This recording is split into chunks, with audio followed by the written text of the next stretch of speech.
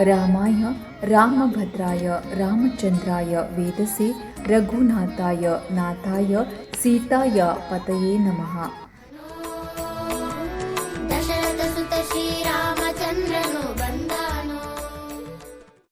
ಸಮಸ್ತ ಜೀವಿಗಳಲ್ಲಿ ಗೋವು ಪರಮಶ್ರೇಷ್ಠ. ಗೋಮಾತೆ ವಿಶ್ವಕ್ಕೆ ತಾಯಿಯಾಗಿದ್ದಾಳೆ. ಸರ್ವವಂದನೀಯವೂ ಹಾಗೂ ಅಮಿತ ಶಕ್ತಿ ಪ್ರದಾಯಿನಿ ಮತ್ತು ದಿವ್ಯ ಸ್ವರೂಪಿಯಾಗಿರುವ ಗೋವಿನ ಪೂಜೆಯು ಸಮಸ್ತ ದೇವತೆಗಳ ಪೂಜೆಯಾಗಿದೆ.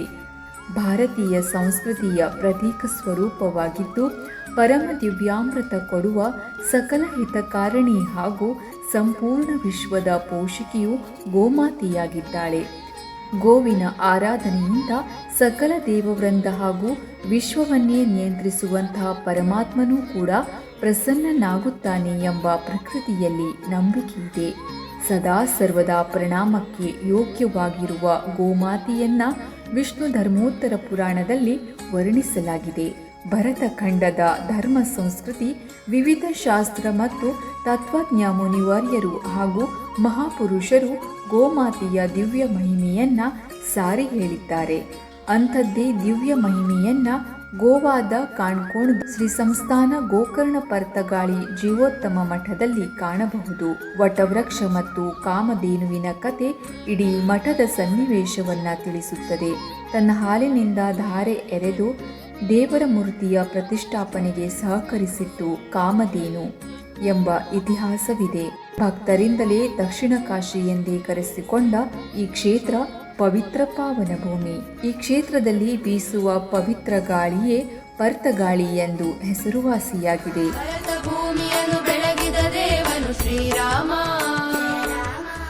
ಪ್ರಶಾಂತವಾದ ವಾತಾವರಣದಲ್ಲಿ ಶಾಂತವಾಗಿ ಹರಿಯುವ ಕೂಶಾವತಿ ನದಿ ಒಂದೆಡೆಯಾದರೆ, ರಾಮದೇವ ಮತ್ತು ವೀರವಿಠಲರ ಮಹಿಮೆ ಇರುವ ಈ ಪುಣ್ಯಭೂಮಿ ಭಕ್ತರಿಂದಲೇ ದಕ್ಷಿಣ ಕಾಶಿ ಎಂದೇ ಕರೆಸಿಕೊಂಡ ಪಾವನ ಭೂಮಿ ಇದು. ಗೌಡ ಸಾರಸ್ವತ ಸಮಾಜದ ಈ ಮಠಕ್ಕೆ ಸುಮಾರು 550 ವರ್ಷಗಳ ಭವ್ಯ ಇತಿಹಾಸವಿದೆ. ಸರಿಸುಮಾರು 1475ರಲ್ಲಿ ಪಾಲಿಮಾರಿ ಮಠಾಧೀಶರು ಬದ್ರಿಯಲ್ಲಿ ನಾರಾಯಣ ತೀರ್ಥರಿಗೆ ದೀಕ್ಷೆಯನ್ನ ನೀಡಿದಾಗಿನಿಂದ ಈ ಮಹಾಗುರು ಪರಂಪರೆ ನಡೆದು ಬಂತು.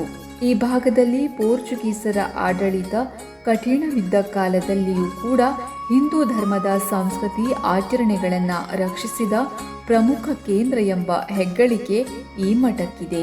ಮಠದ 24ನೇ ಪೀಠಾಧಿಪತಿಗಳಾದ ಪರಮ ಪೂಜ್ಯ ಶ್ರೀ ಶ್ರೀ ಶ್ರೀಮದ್ ವಿದ್ಯಾಧೀಶ ತೀರ್ಥ ಶ್ರೀಪಾದ್ ಒಡೆಯರ್ ಸ್ವಾಮೀಜಿಗಳ ದಿವ್ಯ ನೇತೃತ್ವದಲ್ಲಿ ಗುರು ಪರಂಪರೆಗೆ ಕಾಣಿಕೆಯಾಗಿ 550 ದಿನಗಳವರೆಗೆ ಆರಾಧ್ಯ ದೈವ ಶ್ರೀರಾಮದೇವ ಮತ್ತು ವೀರವಿಠಲರ ಅನುಗ್ರಹಕ್ಕಾಗಿ ದೇಶದ ವಿವಿಧ ಭಾಗಗಳಲ್ಲಿ ಗೌಡ ಸಾರಸ್ವತ ಸಮಾಜ ಬಾಂಧವರಿಂದ 550 ಕೋಟಿಗೂ ಹೆಚ್ಚು ಶ್ರೀರಾಮನಾಮ ತಾರಕ ಜಪ ಮಂತ್ರವನ್ನ 120 ಕೇಂದ್ರಗಳಲ್ಲಿ ಮಾಡಲಾಯಿತು. ಗುರು ಪರಂಪರೆಯ ಸವಿನೆನಪಿಗಾಗಿ 77 ಅಡಿ ಶ್ರೀರಾಮನ ಮೂರ್ತಿ ವಿಶ್ವವಿಖ್ಯಾತಿಯನ್ನ ಪಡೆದು ವಿಶ್ವ ದಾಖಲೆಯ ಪಟ್ಟಿಯಲ್ಲಿ ಇತಿಹಾಸದ ಪುಟಕ್ಕೆ ಸೇರ್ಪಡೆಯಾಯಿತು. ಶಿಲ್ಪಿ ಪದ್ಮಭೂಷಣ ಪುರಸ್ಕೃತ ರಾಮ್ ಸುತಾರ್ ಅವರ ಕಂಚಿನ ಕೆತ್ತನೆಯ ಮೂರ್ತಿಯು ನೋಡಿದರೆ ಸಾಕ್ಷಾತ್ ಶ್ರೀರಾಮ ಪ್ರಭುಗಳು ಆಕಾಶದ ಮೇಲೆತ್ತರಕ್ಕೆ ನಿಂತು ಪ್ರೇಮಮಯ ನಯನದಿಂದ ಮಂದಹಾಸದ ನಗು ಬೀರಿ ಕೈಯಲ್ಲಿ ಧನಸ್ಸು ಹಿಡಿದು ನಮ್ಮೆಲ್ಲರನ್ನ ಆಶೀರ್ವದಿಸುತ್ತಿರುವ ರಘುವರರ ಮೂರ್ತಿ ಚಂದವೋ ಚಂದ. ನವೆಂಬರ್ 28ರಂದು ಪ್ರಧಾನಮಂತ್ರಿಯವರ ಉಪಸ್ಥಿತಿಯಲ್ಲಿ ಶ್ರೀರಾಮನ ಮೂರ್ತಿಯನ್ನ ಲೋಕಾರ್ಪಣೆ ಮಾಡಲಾಯಿತು. ಈ ಪರ್ತಗಾಳಿಯ ಶ್ರೀರಾಮದೇವ ಮತ್ತು ವೀರವಿಠಲ ಮಠದಲ್ಲಿ ಮೆಟ್ಟಿಲು ಇಳಿದು ದೇವರನ್ನ ಕಾಣುವುದು ವಿಶೇಷವಾಗಿದೆ. ಭಕ್ತರಿಗೆ ವಿಶೇಷ ಭಕ್ತಿಯ ಭಾವನೆಯನ್ನ ನೀಡುತ್ತದೆ. ನಾವು ದೇವರ ದರ್ಶನಕ್ಕಾಗಿ ಮೆಟ್ಟಿಲು ಇಳಿಯುವಾಗ ರಾಮದೇವರು ಹಾಗೂ ವೀರವಿಠಲರು ನಮ್ಮ ಮುಂದಿರುವಾಗ ದರ್ಶನ ಮುಗಿಸಿ ಹಿಂತಿರುಗಲು ಮೆಟ್ಟಿಲು ಹತ್ತುವಾಗ ರಾಮದೇವರು ಮತ್ತು ವೀರವಿಠಲರು ನಮ್ಮ ಹಿಂದೆ ನಿಂತು ನಮಗೆ ಭವಿಷ್ಯದಲ್ಲಿ ಯಶಸ್ಸಿನ ಮೆಟ್ಟಿಲುಗಳನ್ನು ಹತ್ತಿಸುತ್ತಾರೆ ಅನ್ನುವಂಥ ಅನುಭವವನ್ನು ನೀಡುವಂತಿದೆ. ದ್ರಾವಿಡ ಶೈಲಿ ಮತ್ತು ಕೊಂಕಣ ಪ್ರದೇಶದ ಸ್ಥಳೀಯ ವಾಸ್ತು ಪ್ರಭಾವದ ಸಂಯೋಜನೆಯಲ್ಲಿ ಮೂಡಿದ ಸುಂದರ ಕಲಾಕೃತಿಗಳು ಈ ಮಠದಲ್ಲಿ ನೋಡಬಹುದು.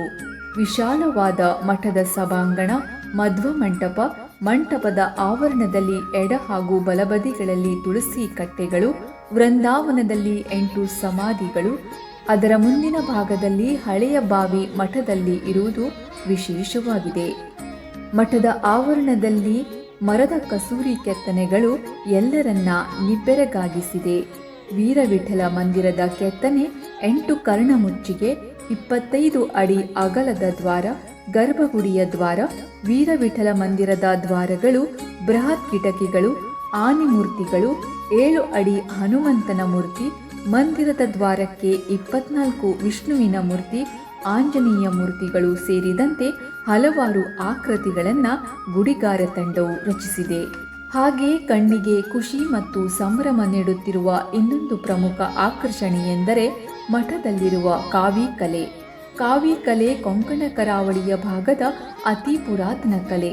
ಸರಿಸುಮಾರು 12-13ನೇ ಶತಮಾನದಲ್ಲಿ ಬೆಳೆದಿರುವ ಈ ಕಲೆ ಇತ್ತೀಚೆಗೆ 7ರಿಂದ 8ರ ದಶಕದಲ್ಲಿ ಅವನತಿಯ ಹಂತದಲ್ಲಿತ್ತು.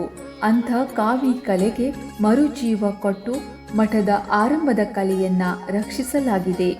ಸುಣ್ಣದ ಮೇಲೆ ಕೆಮ್ಮಣ್ಣನ್ನ ಹಚ್ಚಿ ಗಿರಿ ಕೆರೆದು ಬಿಳಿ ಬಣ್ಣವನ್ನ ಕಾಣುವಂತೆ ಮಾಡುವುದು ಒಂದು ಸುಂದರ ಕಲೆ. ಉಡುಪಿಯ ಜನಾರ್ದನ್ ಹಾವಂಜಿ ಮತ್ತು ತಂಡದವರು ರಚಿಸಿದ ಕಾವಿ ಕಲೆಯ ಸುಂದರ ದೃಶ್ಯವನ್ನ ಈ ಮಠದಲ್ಲಿ ಕಾಣಬಹುದು. ಪರ್ತಗಾಳಿಯ ಇಡೀ ಸನ್ನಿವೇಶವನ್ನ ತೋರಿಸುವ ವಟವೃಕ್ಷ ಮತ್ತು ಕಾಮಧೇನುವಿನ ಚಿತ್ರವೂ ಕೂಡ ಇಲ್ಲಿ ಕಾಣಬಹುದು. ದೇವಸ್ಥಾನದ ಪ್ರವೇಶ ದ್ವಾರದ ಬಳಿಯ ಎಡ ಮತ್ತು ಬಲಬದಿಯ ಗೋಡೆಗಳಲ್ಲಿ ದ್ವಾರಪಾಲಕರಾದ ಜಯ ವಿಜಯನ ಚಿತ್ರವೂ ಇಲ್ಲಿ ಕಾಣಬಹುದು. ಸಮುದ್ರ ಮಂಥನ ಮತ್ತು ಗಜೇಂದ್ರ ಚಿತ್ರಗಳು ವೀರವಿಠಲನ ದೇವಾಲಯದಲ್ಲಿ ಕಾಣಬಹುದು. ಯಜ್ಞಶಾಲೆಯ ಯಜ್ಞನಾರಾಯಣ ವೀರವಿಠಲ ದೇವಾಲಯದಲ್ಲಿ 3 ವಿಠಲರಾದ ವೀರವಿಠಲ, ದಿಗ್ವಿಜಯ ವಿಠಲ ಮತ್ತು ಭೂಜಯ ವಿಠಲ ಚಿತ್ರಗಳು ಕಾವಿ ಕಲೆಯಲ್ಲಿ ನೋಡಬಹುದಾಗಿದೆ. ಹಾಗೆ ದೇವಸ್ಥಾನದ ಮೇಲಿನ ಗೋಡೆಗಳಲ್ಲಿ ಶೇಷಶಾಹಿ ಚಿತ್ರಣ, ದಶಾವತಾರ ಚಿತ್ರಗಳು ಅತ್ಯದ್ಭುತ. ಕಾವಿ ಕಲೆಯ ಸರಿಸುಮಾರು 24 ಚಿತ್ರಗಳು ಮಠದಲ್ಲಿ ಕಾಣಬಹುದು. ಇಡೀ ದೇವಸ್ಥಾನ ಕಾವಿ ಕಲೆಯಿಂದ ತುಂಬಿರುವಂಥ ಸುಂದರ ದೃಶ್ಯ ನೋಡುಗರ ಕಣ್ಣಿಗೆ ಸಂಭ್ರಮದ ವಾತಾವರಣವನ್ನು ಸೃಷ್ಟಿಸುತ್ತದೆ. ಇಂದಿರಾಕಾಂತ್ ಸಭಾಭವನದ ಬಲಭಾಗದಲ್ಲಿ ಮಧ್ವಾಚಾರ್ಯರು ಮತ್ತು ವಿಶ್ವಂಬರ ಗಣಪತಿಯ ಚಿತ್ರವನ್ನ ಕಾಣಬಹುದು. ಹಾಗೆ ಎಡಭಾಗದಲ್ಲಿ ಸುತ್ತುಪವಳಿ ಮತ್ತು ಕಾಳಿಂಗಮರ್ದನ ಚಿತ್ರಣವನ್ನ, ಗೋವರ್ಧನ ಗಿರಿಧಾರಿ ಸನ್ನಿವೇಶ ಚಿತ್ರಣವನ್ನ ತುಂಬಾ ಸುಂದರವಾಗಿ ಚಿತ್ರಿಸಲಾಗಿದೆ. ಮಠಕ್ಕೆ 550 ವರ್ಷ ತುಂಬಿದ್ದರಿಂದ 11 ದಿನಗಳ ಕಾಲ ಸಾರ್ಥ ಪಂಚಶತಮಾನೋತ್ಸವ ಕಾರ್ಯಕ್ರಮ ಅದ್ದೂರಿಯಾಗಿ ನಡೆದಿದೆ.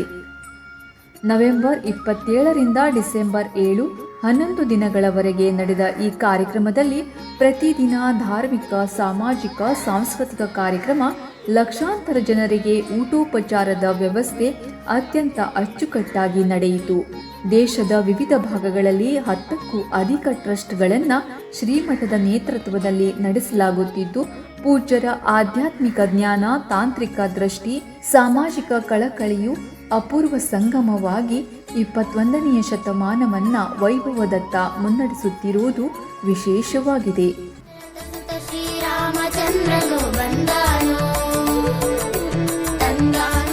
11 ದಿನಗಳವರೆಗೆ ನಡೆದ ಪರ್ತಗಾಳಿಯ ವೈಭವ ಚಿರಸ್ಮರಣೀಯ. ಶ್ರೀರಾಮನ ಈ ವೈಭವ ನೋಡಲು ಜನಸಾಗರವೇ ಸಾಕ್ಷಿಯಾಯಿತು. ಪರ್ತಗಾಳಿ ಈ ಮಠವು ಗೋವಾದ ಐತಿಹಾಸಿಕ ಮತ್ತು ಸಾಂಸ್ಕೃತಿಕ ಭವಿಷ್ಯದಲ್ಲಿ ಆಧ್ಯಾತ್ಮಿಕ ಕೇಂದ್ರವಾಗಿ ಸಾಕ್ಷಿಯಾಗಿದೆ. 550 ವರ್ಷಗಳ ಇತಿಹಾಸವಿರುವ ಶ್ರೀ ಸಂಸ್ಥಾನ ಗೋಕರ್ಣ ಪರ್ತಗಾಳಿಯ ಜೀವೋತ್ತಮ ಮಠದ ಸಾರ್ಥ ಪಂಚಶತಮಾನೋತ್ಸವದ ಈ ಒಂದು ವೈಭವದ ದೃಶ್ಯ ಎಲ್ಲರ ಕಣ್ಣಲ್ಲಿ ಚಿರಕಾಲ ಶಾಶ್ವತವಾಗಿ ಉಳಿಯುವಂಥ ಚಿತ್ರಣವಾಗಿದೆ. ಇಂಥ ಒಂದು ಸುಂದರ ಶ್ರೀರಾಮ ರಾಜ್ಯದ ಆನಂದ ಮತ್ತು ಆಶೀರ್ವಚನ ನಮಗೆಲ್ಲರಿಗೆ ನೀಡಿದ ಶ್ರೀರಾಮ ಪ್ರಭುಗಳು 24ನೆಯ ಪರಮ ಪೂಜ್ಯರು ಗುರುವರರ ಚರಣಗಳಿಗೆ ಕೋಟಿ ಕೋಟಿ ನಮನಗಳು. ಶ್ರೀರಾಮ